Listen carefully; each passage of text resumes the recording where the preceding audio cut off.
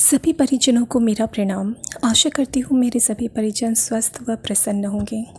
आजकल हम ने स्टार्ट कर रखा है महाशक्ति की लोक यात्रा। 2 वीडियो बन चुकी हैं इसके ऊपर, ये तीसरी वीडियो है। दोनों वीडियो में ये बताया गया कि माता जी का जन्म कैसे हुआ, और दूसरी वीडियो में बताया गया कि कैसे वो छोटी सी थी तब भी उनमें थोड़ी सी दिव्यता थी, और 4 वर्ष की आयु में ही उनकी माता जी का स्वर्गवास हो गया था। अब ये तीसरा है, चलिए शुरुआत करते हैं। ध्यान की गहनता में दिखाई दिया अतीत। शिव पूजा के खेल में जो भावानुभूतियाँ हुई थीं वे आयु के बढ़ने के साथ सघन और प्रगाढ़ होने लगीं। किशोरी भगवती के मन प्राण व अंतःकरण में एक पुकार ने जन्म ले लिया। उनके प्राण अपने शिव को पुकारते रहते, रह रहकर मन ध्यानस्थ चेतना में देखे गए दृश्यों को फिर निहारने लगता। कई तरह के सवाल अंतःकरण को कुरीदते रहते। वह सोचा करती कि यह महायोगी शिव कौन है जिसे वह ध्यान में हमेशा देखती हैं। बार बार ध्यान करते समय शिव के स्थान पर सुदर्शन व्यक्तित्व वाले इस महायोगी की छवि क्यों प्रकट हो जाती है? क्या सचमुच ही भगवान शिव ने धरती पर अवतार ले लिया है?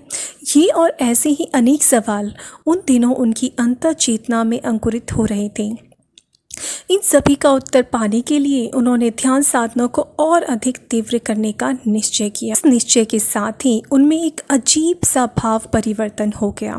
घर के प्रायः सभी सदस्यों ने इसे अनुभव किया। इन दोनों उनकी दिनचर्या बड़ी ही अस्त व्यस्त हो गई, लेकिन इस बाह्य अस्त व्यस्तता में एक आंतरिक सुव्यवस्था साकार हो रही थी। वह अपनी ध्यान साधना में इतनी डूबी रहती कि उन्हें अपने उठने, नहाने, खाने की सुध बुध ही न रहती। घर के सदस्य उनके इस आंतरिक परिवर्तन से अनजान थे। बड़ी भाभी जो माँ की तरह उनकी साथ संभाल किया करती थी, उन्हें समझाती रहती, बार बार कहती, लाली तू तो ऐसी ना थी, आजकल तुझे क्या हो गया है?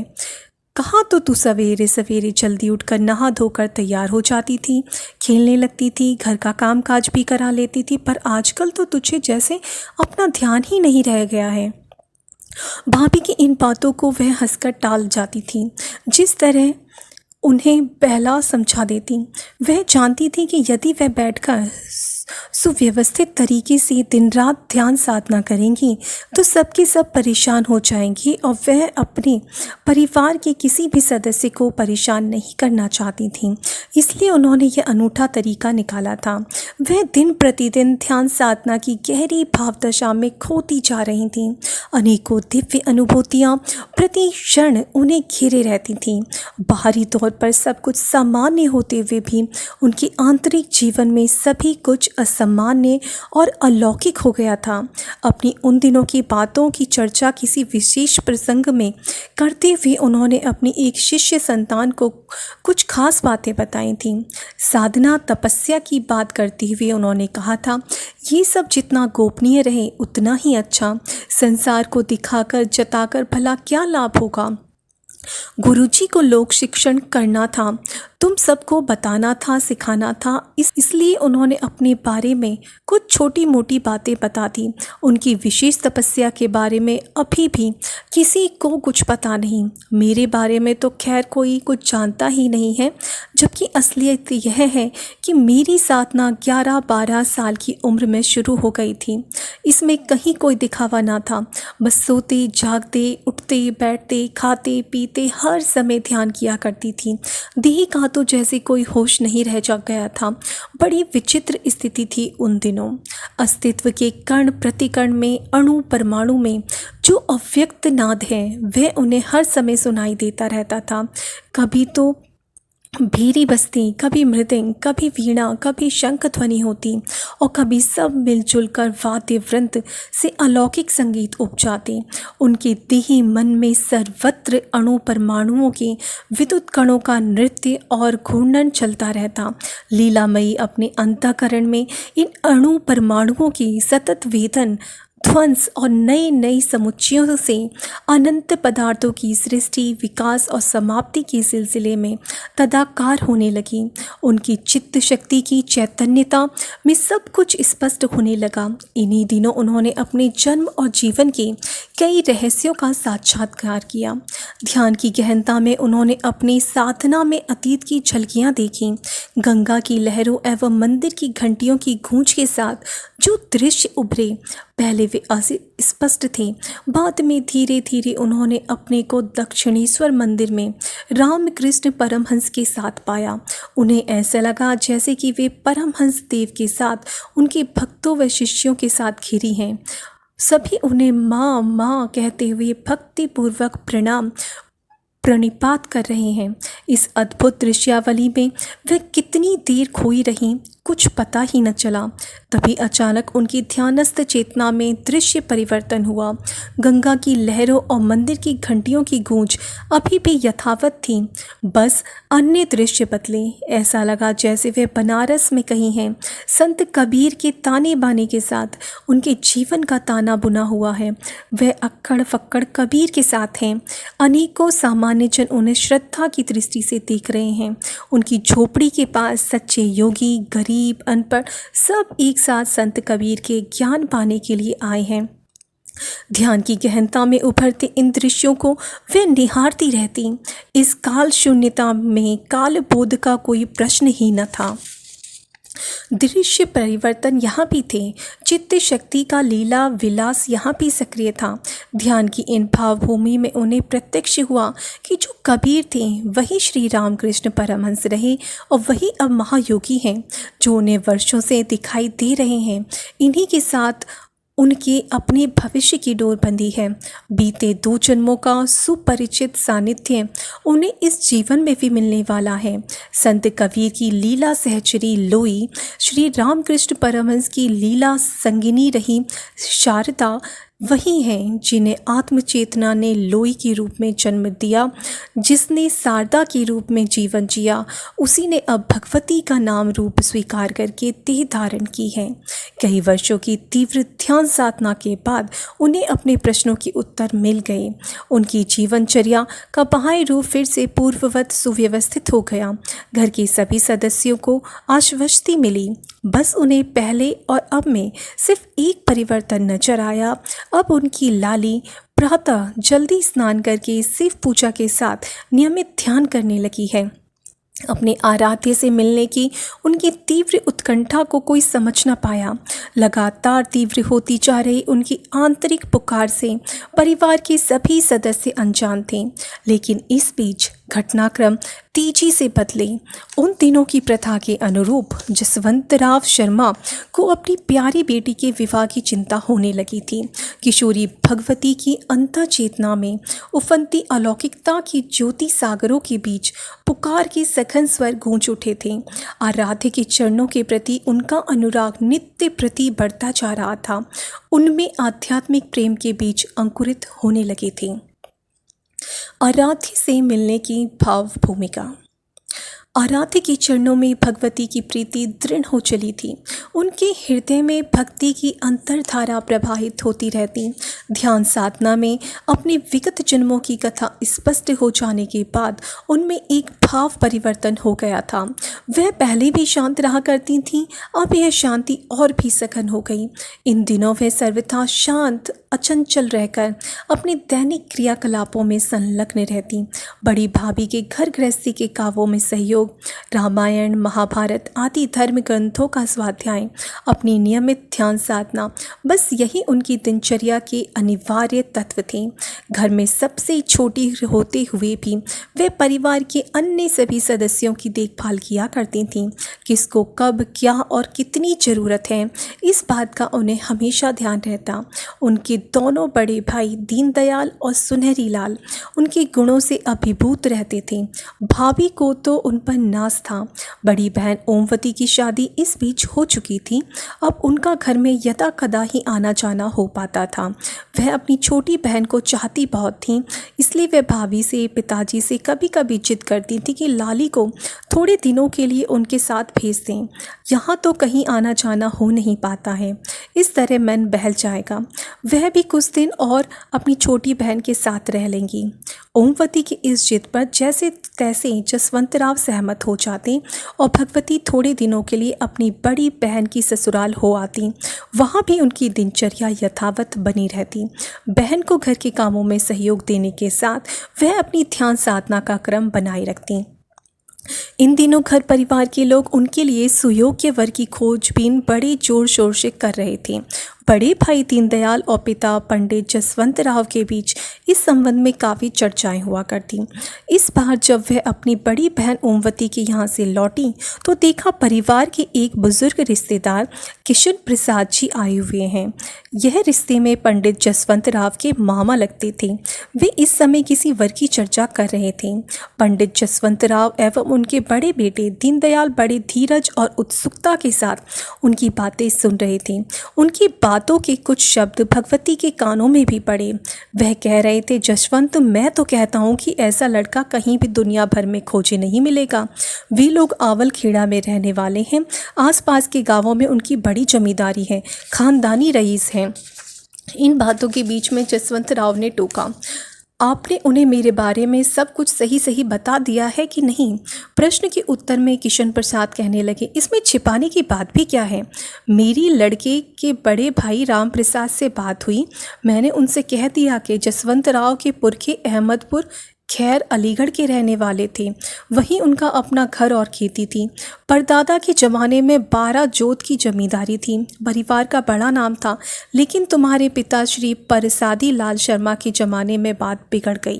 किसानों की खराब हालात के कारण परसादी लाल जी ने लगान लिया नहीं और धीरे धीरे जमींदारी जाती रही। किशन प्रसाद की इन बातों को सभी लोग बड़े ध्यान से सुन रहे थे। वह बता रहे थे, मैंने राम प्रसाद को यह भी बता दिया कि तुम लोग 4 भाई हो, जसवंत शर्मा, बलवंत शर्मा, रामदयाल शर्मा और वासुदेव प्रसाद। इन 4 भाइयों के बीच एक बहन है, रामश्री, जो अब अपने घर परिवार की है। किशन प्रसाद की बातों का सिलसिला अपने पूरे वेग में था। अपनी बातों में वे शायद यह भूल चुके थे कि सभी लोग लड़के के बारे में जानने के लिए उत्सुक हैं। दीनदयाल ने टोकने पर उन्हें ध्यान आया और उनकी बातों की दिशा बदली। वह कहने लगे, अरे लड़के के बारे में क्या पूछते हो? पंडित रूपकिशोर शर्मा का बेटा है। अब पंडित रूपकिशोर के नाम को तो आसपास के इलाके में सभी जानते हैं। उनके इस सुपुत्र का नाम श्री राम है। तपस्या, साधना, पढ़ाई लिखाई सब में अव्वल है। पहले कुछ दिन उसने यहीं आगरा में रहकर सैनिक अखबार में काम किया। आजकल मथुरा में रहकर खुद की पत्रिका निकालते हैं। बस काल देवता ने उनकी पहली पत्नी को उठा लिया। उनके 3 बच्चे हैं, ओम प्रकाश, दयावती और श्रद्धा। पर अपनी लाली तो इतनी गुणी है कि इन सब कुछ बड़ी आसानी से संभाल लेगी। किशन प्रसाद की इन बातों की घर में कई दिनों तक चर्चा होती रही। चिंतन और चर्चा की अनेकों दौर चले। पहली पत्नी के मरने और उसके 3 बच्चों के होने की बात दीनदयाल को थोड़ा खटकी। इस पर उन्होंने अपने पिता पंडित जसवंत राव से काफ़ी देर तक बातें की। बातों के बीच में उन्होंने यह भी पूछा, दादा यह बताओ कि तुम्हारी ज्योतिष क्या कहती है? उत्तर में जसवंत राव गंभीर होकर कहने लगे, देखो मेरी तो शुरू से मान्यता है कि अपनी लाली देवी का अंश है। इसका विवाह किसी आम व्यक्ति से नहीं निप सकता, फिर वह चाहे कितना ही बड़ा धनवान क्यों न हो। अपनी लाली के सुयोग्य वर वही है जो तपोनिष्ठ हो, अध्यात्म विद्या का ज्ञाता हो। मुझे तो यह लड़का सब तरह से लाली के लिए ठीक लगता है। पंडित जसवंत राव की बातें दीनदयाल को भी ठीक लगी। अंत में पिता पुत्र दोनों ने मिलकर यह तय किया कि कन्या की भाभी सारी बातें उसे बताकर उसके मन की बात जानने की कोशिश करे। जो कुछ होगा सो लाली की सहमति से होगा। भाभी ने अपने पति और ससुर की आज्ञा अनुसार अपनी प्यारी ननद से सारी बातों की चर्चा की। बातों को बड़े ही शांत भाव से सुनती रहीं। बातों की समाप्ति पर उन्होंने एक पल के लिए अपनी अंतः चेतना को एकाग्र किया। इस एकाग्रता में सत्य उद्भाषित हो गया।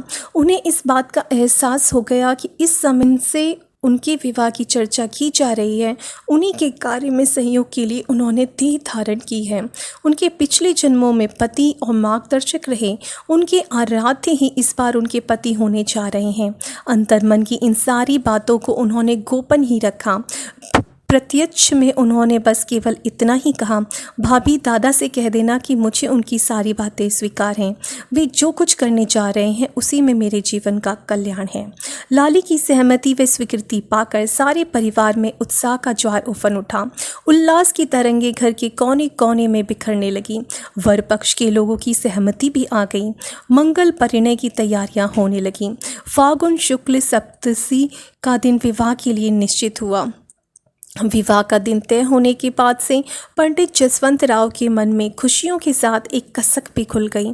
उन्हें ऐसा लगने लगा कि जैसे कि जगदम्बा पार्वती के पीहर छोड़कर भगवान भोलेनाथ के साथ जा बसने का संकल्प ले लिया हो। अपनी एक कसक को दिल में लिए जसवंत राव बेटी के विवाह की तैयारी में जुट गए। अरेला गांव के ज्वाला प्रसाद इसमें उनके मुख्य सहयोगी बने। उन्हीं के माध्यम से सारी बातें बनी। निश्चित तिथि पर विवाह संपन्न हुआ। विवाह में बहुत सादगी थी। दिखावी प्रदर्शन का तो जैसे कोई नामो निशान भी न था। यह मनुष्यता के सामने जीवनादर्श को प्रस्तुत करने वाले ऋषि युग्म का मंगल परिणय था। यह तप और श्रद्धा का भक्ति मिलन था। ज्ञान और भक्ति का अनोखा सायुज्य था। भगवती और श्री राम इस शुभ घड़ी में अपने आदर्श पथ पर एक साथ चलने के लिए संकल्पित हुए थे। अपने आराध्य के चरणों के सामीप्य में भगवती के जीवन का एक सर्वथा नया आयाम उद्घाटित हुआ था। माँ का मातृत्व अभिव्यक्त हो रहा था। मातृत्व की सचल भावनाएं अपना स्वरूप व आकार पाने की तैयारी में। मातृत्व के साथ निभा अलौकिक दाम्पत्य। माँ का मातृत्व आवलखेड़ा में पांव रखते ही छलक उठा।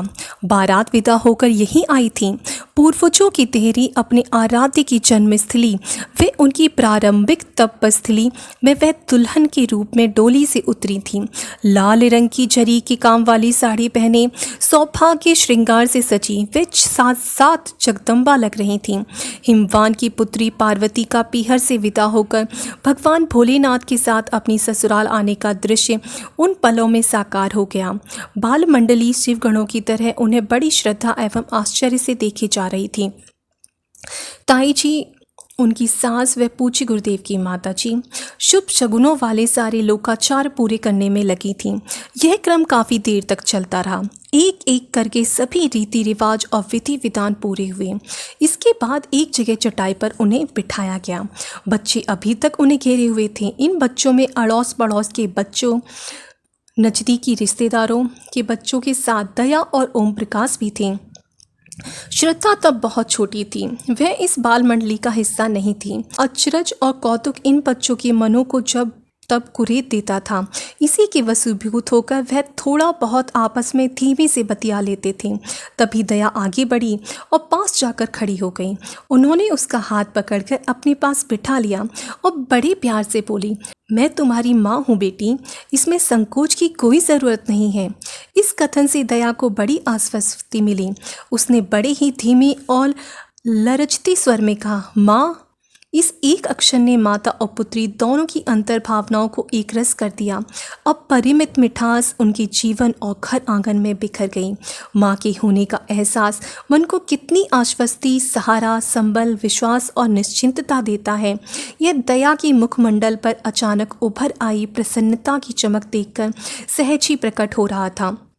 वह इतनी देर में कई बार अपने मन में माँ का एकाक्षरी महामंत्र गुनगुना चुकी थी।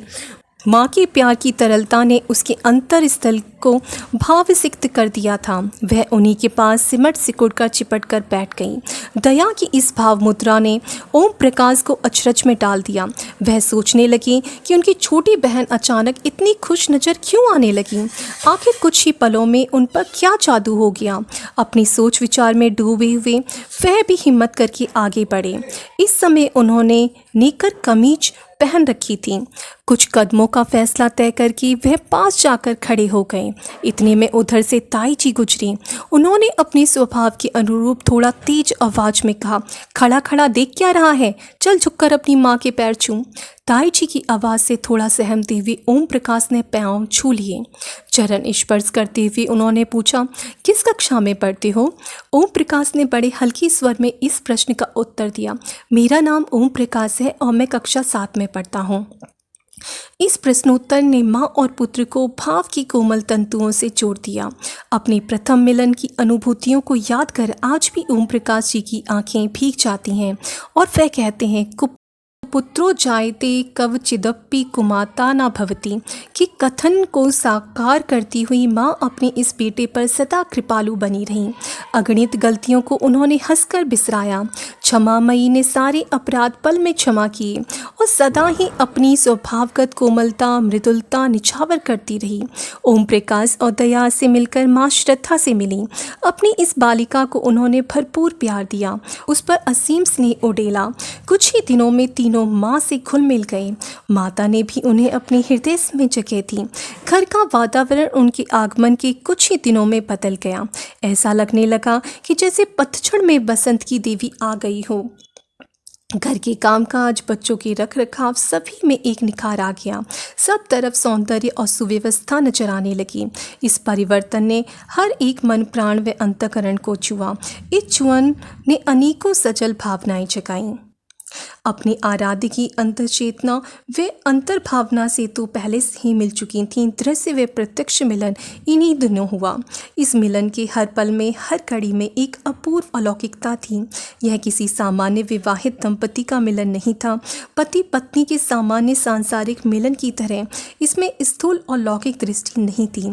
यह तो परम पुरुष और माता प्रकृति के मिलने की तरह अद्भुत था। इसमें सर्वेश्वर सदाशिव और भगवती महाशक्ति के मिलन की अलौकिकता थी।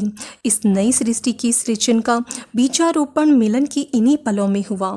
ईश्वर चिंतन और चर्चा के बीच वे दोनों जब भी इकट्ठे बैठते, भविष्य की नई संभावनाओं पर चर्चा होती। उनके आराध्य उन्हें नई भूमिका के लिए तैयार करते। यह गुरुदेव की तीव्र साधना का काल था। गायत्री महापुरुष चरणों की श्रृंखला अपने अंतिम चरण में थी। अखंड ज्योति मासिक पत्रिका का प्रकाशन विधिवत प्रारंभ हो चुका था। आज का विशालकाय गायत्री परिवार तब अखंड ज्योति परिवार के रूप में अंकुरित होने लगा था। इसकी उपयुक्त साज संभाल के लिए, सही पालन पोषण के लिए माँ की आवश्यकता थी। माँ का अर्थ केवल 1-2 संतानों को जन्म देने तक सीमित नहीं था। जन्म देने भर से कोई माँ नहीं बन जाया करती।